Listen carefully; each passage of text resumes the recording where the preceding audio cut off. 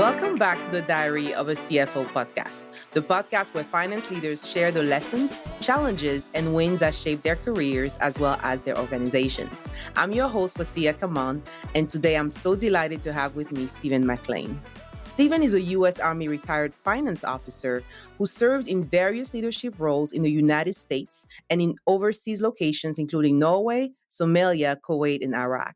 He finished his career at the Pentagon, serving as the Army staff, overseeing the development of the Army's annual budget. Since then, Stephen has worked as a consultant in various industries, including a restaurant chain, global manufacturing, insurance, retail, and healthcare. Stephen recently founded the Finance Leader Academy and hosts the Finance Leader podcast, which is a must listen if you haven't done so already. He was also an instructor on the Finance Executive Accelerator program, formerly known as the Office of the CFO Bootcamp, where he taught a masterclass on the CFO mindset and skill set. Welcome to the show, Stephen. Well, Sia, thank you so much for having me on your podcast. I appreciate it. We have known each other for a little while now. We connected a couple years ago on LinkedIn, and I've really so much enjoyed your growth. You are everywhere, and I love seeing you everywhere in all these conferences, podcasts, articles. So I really enjoyed your journey. And again, thank you so much for coming on your podcast today. You came on mine a year ago. You came on mine, so I really appreciate that. Yes, and I came on yours and I was like, oh, this is so cool. And when the opportunity came, I was like, oh, let me do it. And then I was like, oh my God, Stephen made it look easy, as well as Paul Barnhurst. I'm like, this stuff is hard. It definitely is very time intensive. It takes a lot of work, a lot of research, and then just pre-production, getting ready, recording, and then your post-production, getting your episode ready to get published. It's a lot of work. It is. But you guys made it look so easy. So here we are today. So let's start with your journey. Like, what are the twists and turns behind how you find yourself in your current role in business? Yeah, absolutely. So you obviously mentioned that I had a career in the Army. So I joined the Army right out of high school. So I enlisted, I did it for the college money. When I went to the recruiter, I said, hey, I need college money. I didn't have the money to go to school at the time.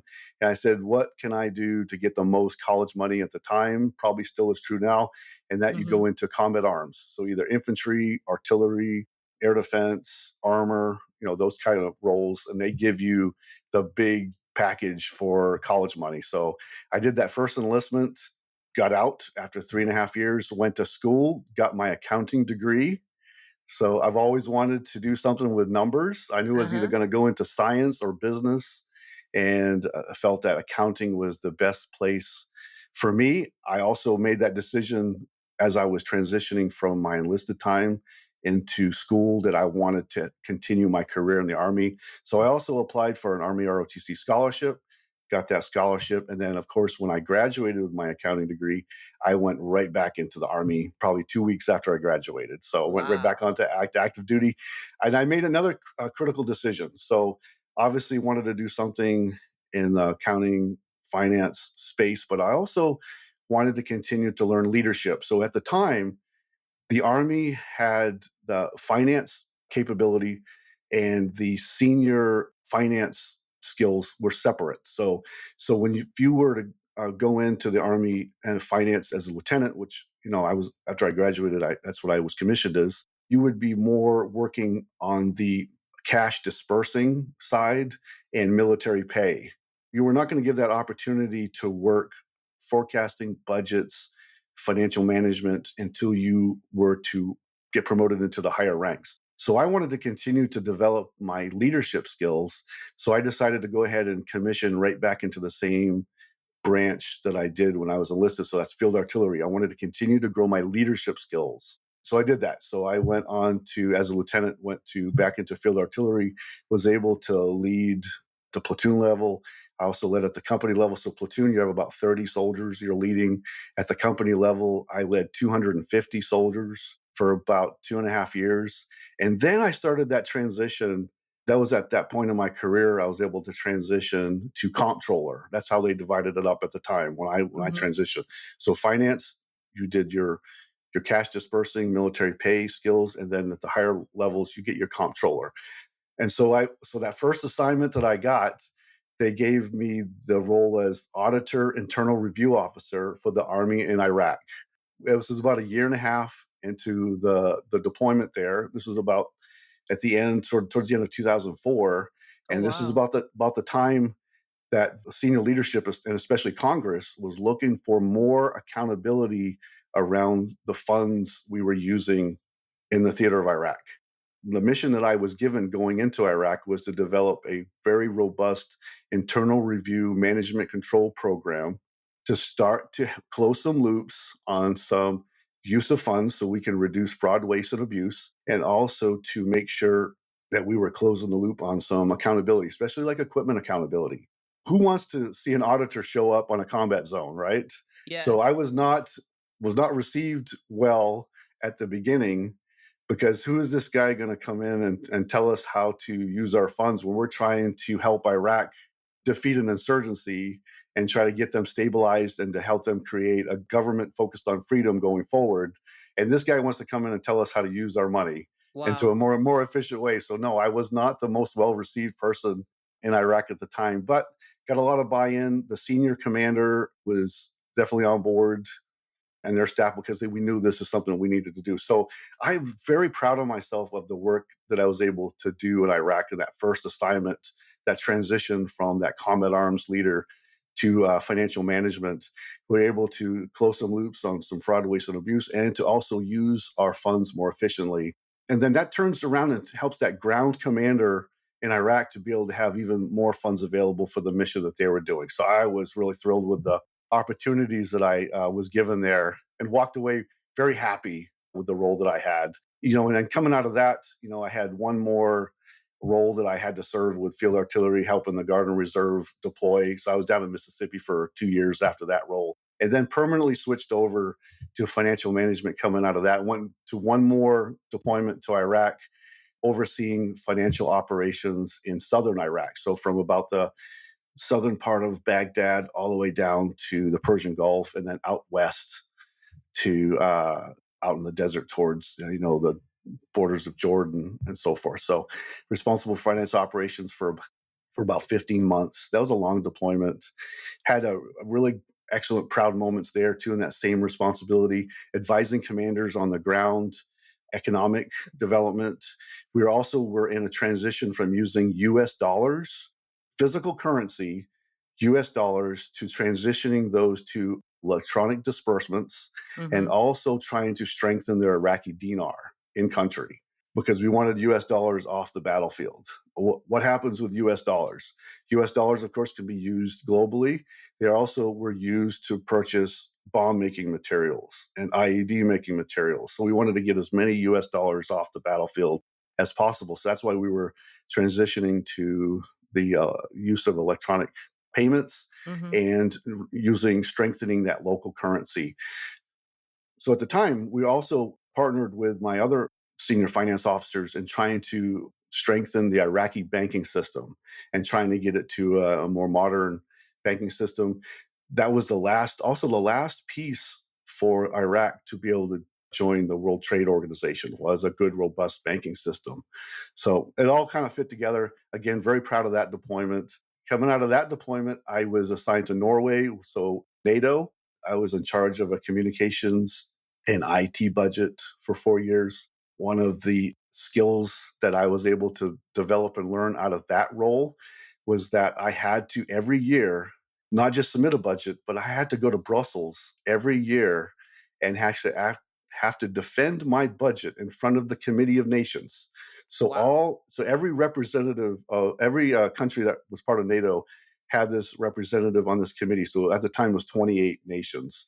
So I had to go. If you ever watched a congressional hearing, congressional testimony, just imagine me having to go into this committee room, 28 members of NATO, and having to go through and defend every line of my budget, getting grilled by it was probably about half the nations actually started asking questions. Imagine having to go in and having that responsibility, not just submitting it, but actually getting grilled on every Yes. line of your budget and then getting it approved. And then they didn't have any changes. So I was thrilled that every year we didn't have any changes that we needed to make. They accepted my budget. We moved on and executed. So that helped me develop some really incredible skills, Yes. presentation skills, having to be able to answer under pressure these questions about use of funds. What do we plan to do? What requirement does this meet as far as the big picture for what we were doing up in Norway? So fantastic assignment. And then out of that, I was assigned to the Pentagon. So I did my last 2.5 years of my career in the Pentagon. Fantastic assignment. Was assigned to a team of 8 officers. There were 6 what we call operational research officers. These were numbers experts. And then 1 strategy officer. And then I was the only finance officer that was assigned to the team. And this team was the one that oversaw the overall development of the annual budget for the U.S. Army. So at the time, our budget was about $120 billion, about 543 programs. And the budget, it takes hundreds of people going levels down to develop all these programs. Anywhere from equipment purchasing to airborne training to ammunition manufacturing purchasing to annual training for National Guard and reserves and prepping for rotations going overseas.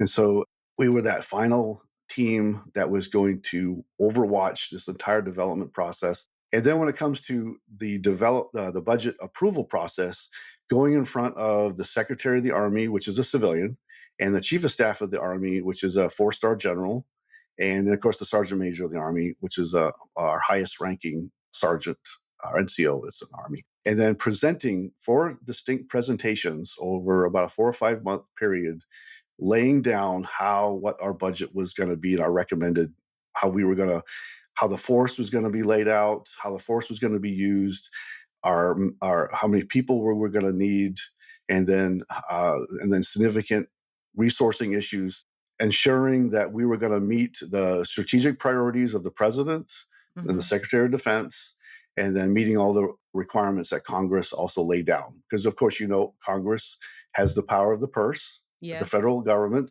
So they're the ones that has the final approval over our budget. So we need to make sure we met all their guidance also. So, of course, once we go through this whole program, these 4 briefings and feedback, and then adjustments in the database, then this moves over to the Army Budget Office. They turn what we call budget programming language, into appropriation language for Congress. And then they do use a couple tools like smoothing out some of because we usually would provide a 5-year plan on how we were going to spend the money. So, and then you go into that second phase is defending your budget. So we do a peer review among all the services. I was the representative from the Army to the Navy and the Marine Corps. So I had to sit in on all of the meetings that the Navy and the Marine Corps did in their budget. And so I was able to speak on behalf of the Army, and each of the services voted on how their budget was going to impact our budget, and vice versa. They sent representatives to our meetings, and we defended our budget.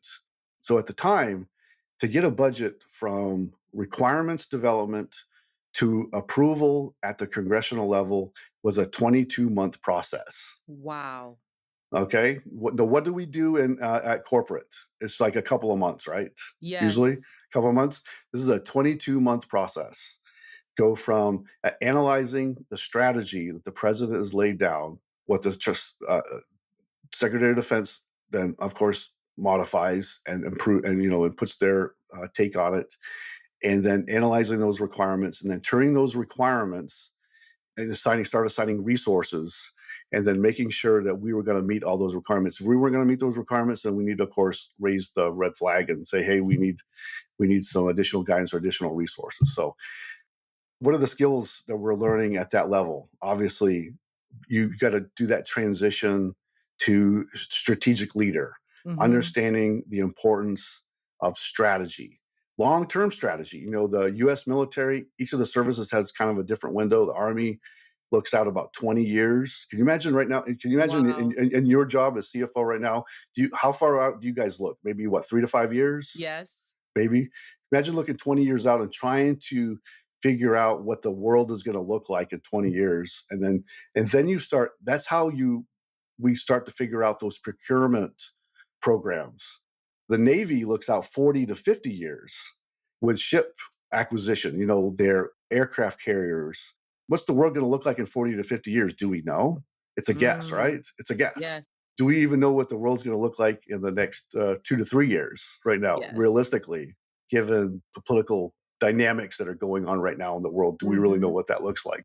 So you got to really up your strategic skills when you're starting to work in that type of a role. So coming to the finish of my Pentagon time, I'm way past 20 years, and I'm looking to transition from officer to civilian, and I wanted to do something different.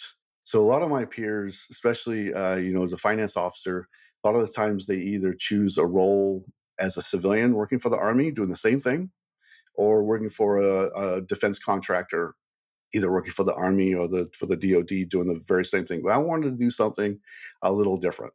I Mm-hmm. wanted to get out in that private sector, and I wanted to help. I wanted to create something and help in this type of industry. But I needed to learn.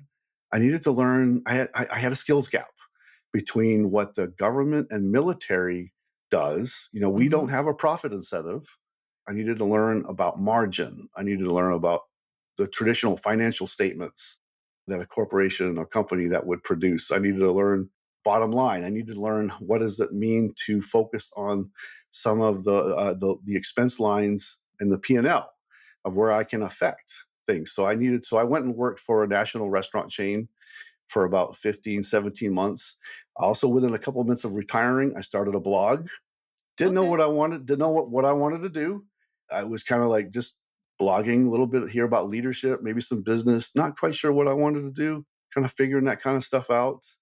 And of course, working with my skill set that I had, the leadership at this restaurant chain decided to put me in a strategic role. So I was Mm-hmm. working on the FP&A side, working with the CEO and the executive team on the high level strategic menu analysis. So that gave me a lot of one-on-one, a lot of real tight relationships with the CEO, which is, this company was a $4 billion company. So Mm-hmm. the CEO, the chief operations officer, chief marketing officer, and the sourcing officer. And it's really continued to strengthen my skills in that transition from military government to private sector. So I was able to Mm-hmm. do that. So, but I decided ultimately, I love leadership. I love to be able to help people. So after I can't remember, it was maybe 15, 17 months working with this company, I really wanted to jump out there and do more consulting. So out there and help people, help, especially since I like the finance side, help FP&A teams including and accounting teams to be able to maybe work on something that they're struggling with. Sometimes it takes an outsider to come in and see something a little differently to solve a problem. So I was Mm-hmm. able to work with some companies that are around Nashville. I'm based in the Nashville area, and come in and solve some things that they couldn't see for themselves. Something that you think is so obvious, but you have another set of eyes, another set of experience, another skill set on it, and then you'll be able to guide them through. So of course, the last 7, 8 years working with various companies around in the Nashville area. And of course, I continue to have that desire that I want to be a teacher. I want to teach folks and develop skills. So started the podcast, the Finance Leader podcast, at the beginning of 2020, right before COVID hit. Oh, wow. Yep. One of the things I saw a gap in is leadership skills. One thing that the military does differently is that if you're going to do what we would call FP&A type of roles or skills, the Army uses senior officers to do that role. And of course, in corporate America, you have a kid coming out of college that's going to be jumped right in to do that FP&A analyst role, has no experience other than what they just learned in school or what you teach them. There is a gap on leading people. People are complex. Yes. And it's not just as you gain and roll, you're going to have to learn how to manage and deal with people because they're complex. They're Mm-hmm. not a spreadsheet. You can't just type in a formula and make something work, right? Right. They're not a robot. And so I saw this gap. If you're a technical expert, I heartily believe you can do your time and you do your job well, you will get promoted to team manager. without a problem if you're doing the things you're supposed to be doing, because you become probably an expert on how projections, forecasting, and how to present information. But what you're lacking once you become that team manager and you have 3 or 4 analysts or staff accountants working for you, and they have problems and they've got challenges, and how do you manage to meet your boss's priorities, your organization's priorities, while also managing these 3 or 4 people, and then half your day is fire drills from things you're trying to get done. How do you establish those priorities, and also how do you take care of these 3 or 4 people that have been assigned to you? They're not just robots. They're people with needs, development needs. You have 1 or 2 probably who, maybe 1 who want to go on, who'll be a superstar. How do you help that person continue to develop that potential? Then you have 1 person who wants to show up and just punch a clock and do the bare minimum. How do you kind of like try to coach that person to becoming a little bit better? Then you got a couple of people, they're trying to do their very best. Maybe you need to do a little bit of coaching. But the problem is we don't set up those individual contributors who are ready to lead a team. We don't give them a lot of those skills. And a lot of time it's on the job. And sometimes they do well, sometimes they don't. So I saw a gap, and I felt that the Finance Leader podcast was going to be a great tool to kind of help fill that gap. So that's Wow. what I've been trying to work on, that podcast. Now, 228 episodes. Most of the time, it's just me talking.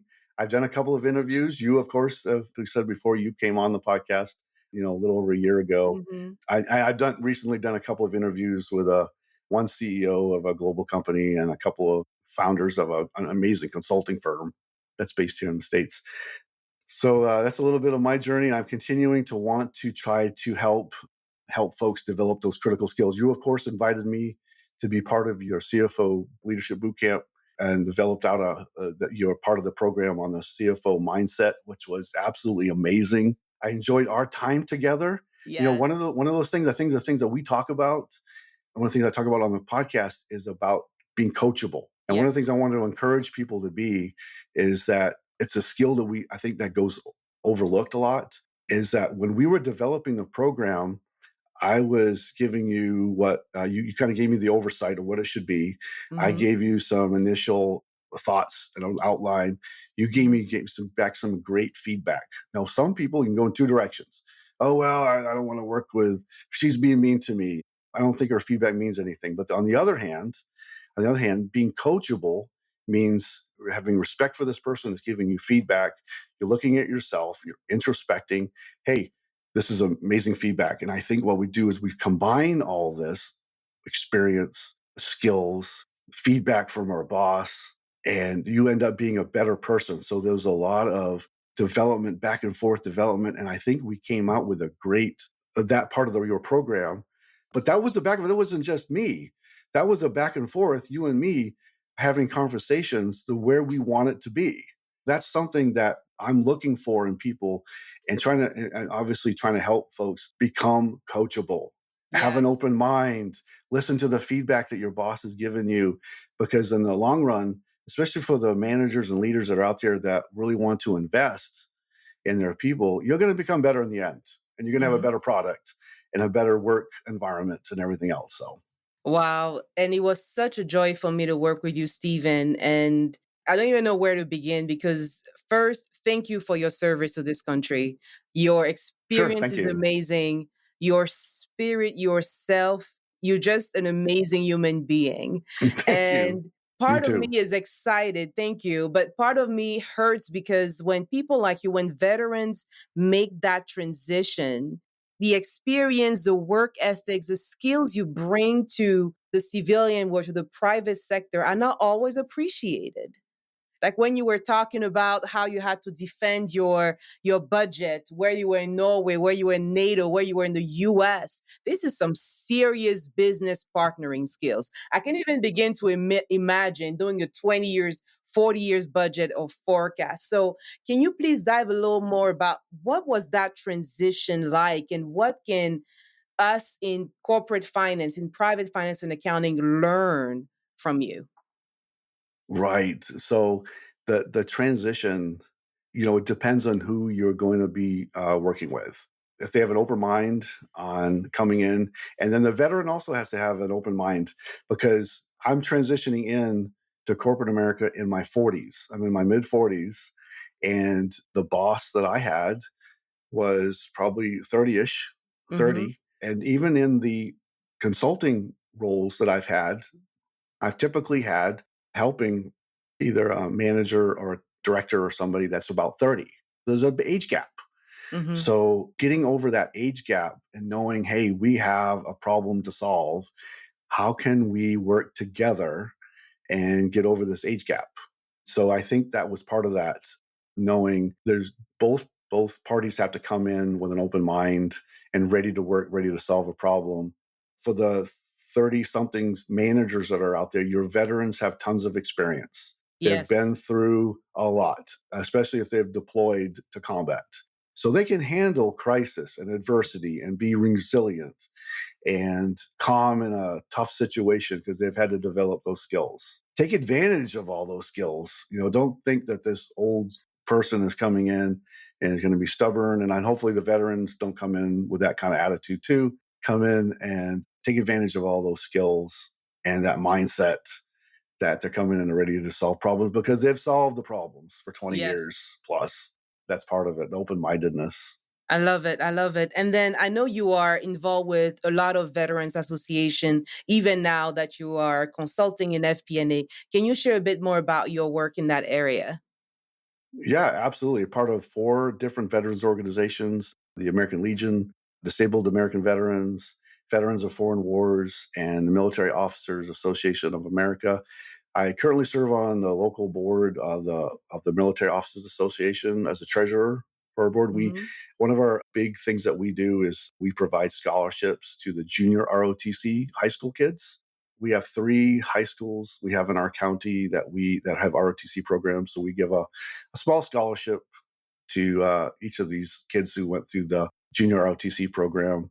I'm also actively involved in our Veterans of Foreign Wars post that's here in the area. I served on the board for that for several years, but I backed off of that.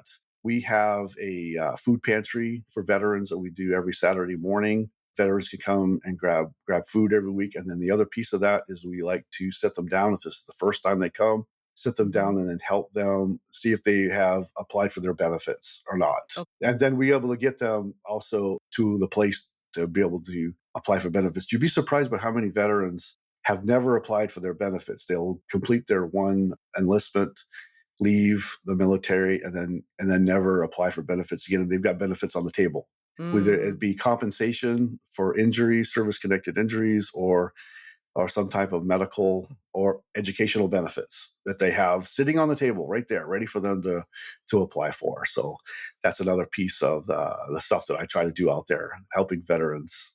Well, thank you so much. And I can only imagine, for you, with the experience that you had in budgeting and forecasting the government, with what you know in with veterans, what are some things that people may not understand about government finances, right? Because we hear a lot of stuff, but we don't know. Like, you've been there. Like, what are some things that you think more people should understand how it works? For the military, it took 22 months to get requirements analyzed and then apply a resource to a requirement and then get that turned into congressional appropriations language and then get it sent up to Congress. Well, of course, in government and military, we don't have that profit incentive. We rely on the American taxpayer to pay our bills.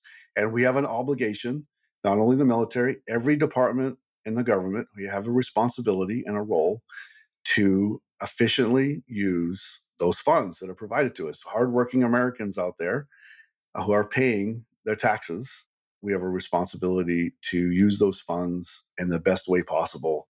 And of course, it is the role of course, every leader and of course, every finance manager, like I did, to make sure we are efficiently using those funds. That's why I talked about that role as internal review officer in Iraq, making sure, because sometimes, we get so focused on the mission that we forget about our fiduciary responsibilities to safeguarding of funds and then making sure we are finding the best, applying our efficiencies and making sure that our funds get extended. So when you do that, your funds that you are given are stretched out and to be able to use even more. I think a lot of that has to do. This probably seems to be like a lot of like magic when it comes to this. In the military, when we submit it up through, when we get done our responsibility, it goes up to the Office of Management and Budget at the White House, and they do their things. And then the president has to then submit a combined budget. People don't understand this too. Congress has to submit a budget too. They have a budget. It's the Supreme Court has a budget. So they have to submit all these budgets to this one place. And then the president has to submit the entire government's budget for Congress to then they have their role. They debate and they discuss and they make corrections and they send things down and say, we don't agree with this. When my time in the Pentagon, we were dealing with the Budget Control Act of 2011, which was a deal between the administration at the time and Congress that created automatic budget cuts of 10% on the military. Because as you know, if you were to Google the U.S. government budget right now, what are the 3 or 4 biggest expenditures? It's going to be Social Security payments, it's going to be veterans expenses, and it's going to be defense. If you want to really cut the budget and save money, those are the 3 big programs where you're going to be cutting. And do you want to cut there? Because there's going to be significant challenges to the way the military operates, and of course, payments going out to veterans. So, of course, like I said, we were dealing with this Budget Control Act of 2011, which put an automatic 10% cut. So what would happen is that, of course, the budget would be submitted, and then Congress would debate, and then what they would do oftentimes is then do an additional, the cut would be made, and then they would come back later if there was a gap in a requirement. Then they would come back and add more money later. So that was their kind of like little workaround with the law that they had passed. So would maybe add some additional funding to something that was missing. And at the time, a lot of the times when you're having to do mandatory cuts, some of the easy cuts you have to do, this is unfortunate, is of course is training dollars. You have to cut down exercises that you do, which of course affects readiness for your military. So if you have to cut a major exercise, that your military is not going to be quite as ready as you want it to be. Also, depending upon the service, the Army is people-centric. We have people. The Air Force has planes, and the Navy has ships. So the Navy thinks in terms of ship platforms, Air Force thinks in terms of plane platforms, and the Army thinks in terms of people, because that's who we are. We have infantry brigades and armor brigades as our primary war platform. So if you're going to tell the Army to cut, what are they going to cut? They're going to cut people. Okay, so we're going to reduce down the number of our people, because that's the majority of our expense. Thank you so much. That was so enlightening. And I always like to ask this question to all the guests about what's the best career advice you ever received. But for you, I want to know, what was the best career advice you received when you were in the Army versus when you came into the corporate world? Absolutely. So I have a story to tell. So when I was a lieutenant after I graduated from college, and this was in the late 90s, so this is pre 9/11. Generally speaking, we call peacetime environment. We do have obligations still around the world at the time. In Republic of Korea, we have Operation Southern Watch in Iraq, but generally speaking, peace, right? So in the military, when you're serving in peacetime, what are you going to do to show off who you are so you can get your promotion? There's no combat experience, there's no combat roles to be able to fit in. So I was stationed at Fort Riley, Kansas at the time, and again, peacetime, mostly garrison, on base type of activities.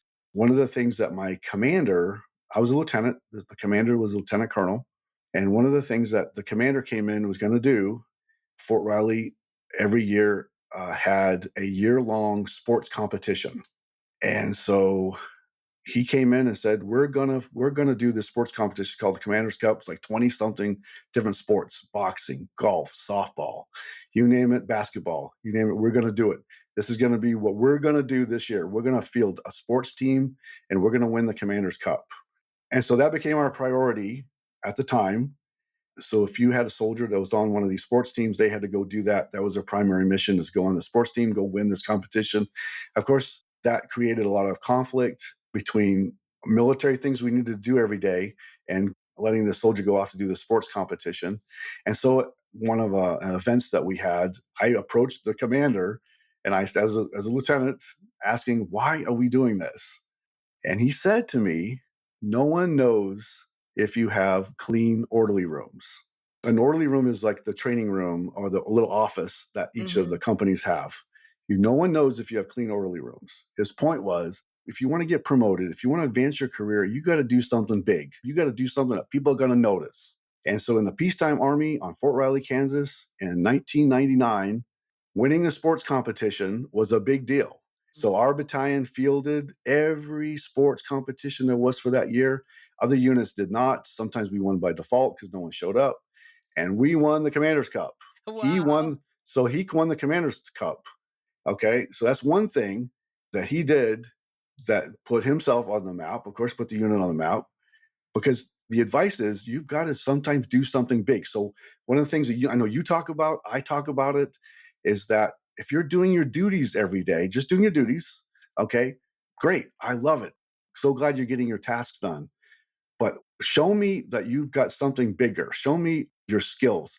That means getting on a project team, getting out in front of the executive team, getting in front of the CEO and showing off your skills. You've got to highlight yourself, highlight what you're doing, highlight what you can do, show your potential, grow your skills. That's what he's trying to say. That's what he's trying to tell me.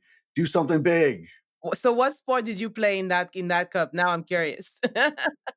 I didn't play. It was mostly for the lower enlisted soldiers and stuff. So we had a few officers that did, but most of the time it was for the lower enlisted soldiers. Okay. What about the best career advice you received once you joined corporate? I think, again, it's continuing to grow those skills, especially on the strategic skills. I had opportunities, of course, in that first assignment right out of the Army. One of the things that my boss asked me, and I never thought about this before, is what is your learning style? Have you ever been asked that before? What's your learning style? In the Army, I was never asked that. I didn't know how to. I didn't know how to answer the question, and so then she had to further explain. And so, are you a person who learns by doing, or do you want to read a book, or read some instructions? So I guess ultimately, building on those skills, and then trying to figure out what your learning style is, because then as a leader, when you're leading a team, a few moments before, people are complex, and so they develop differently. So I would say try to figure out people's learning styles. Nice. Thank you. And so what advice would you give to the next generation of finance and accounting leaders, especially now in the age of AI, fast changing economic world, geopolitical world, like things are changing so fast in every area. What do you think can help that next generation of finance and accounting leader? You got to continue to learn. Go back to learning style. Got to continue to learn. I said this, I think, in a episode, or maybe in a tweet that I did. I don't remember. Is that I believe that there's going to be at some point we're going to have fewer and fewer individual contributors on our teams, and you're going to probably go from college graduate to team manager, and you're going to not be managing people. You're going to be managing bots and AI models, and so you got to figure out how to do that. When you're in college right now, you're an accounting student, finance student, and you're using AI. I love it. Learn AI, learn ChatGPT, learn all those little models. But you got to learn how to lead one of those models, one of those bots in the future. Not just plugging something in and getting an answer, but you're going to learn how to use that effectively, because I think that's going to be who we're going to be leading in the future. Wow, great insight. Thank you so much. So my last question, what's your favorite thing to do outside of work? The key is how much time do we really all have outside of work now, right? So one of the things that I do love to do that I never have time to do is photography. I like to go and take pictures. I'm in Tennessee. We have some beautiful scenery here in Tennessee, the Nashville area. Every now and then, if I can grab my camera, get out there and take some pictures, that's peace. Even taking pictures going down into Nashville, like even before it starts to get real busy downtown, even early in the morning before anything's happening, like take some urban type photos, like at 6 a.m. is peaceful. Just very fun. So. Oh, wow. Thank you so much, Stephen, for being on the show. Oh, my God. Your insights, who you are. Thank you. Thank you for sharing that with us. Thank you. And that's it for today's episode of The Diary of a CFO. Thank you so much for tuning in. If you enjoyed the show, don't forget to like, review, subscribe, and share with others. Our website is thediaryofacfo.com. That's where you can find all the episodes, access all the guest profiles, see their bios, and the social media links. It is also the place where you can apply to be a guest on the podcast and have information about how you can sponsor the show. As always, if there is any topic you would like me to cover in the future, just email me at ask@thediaryofacfo.com. Again, the email is ask@thediaryofacfo.com. See you soon.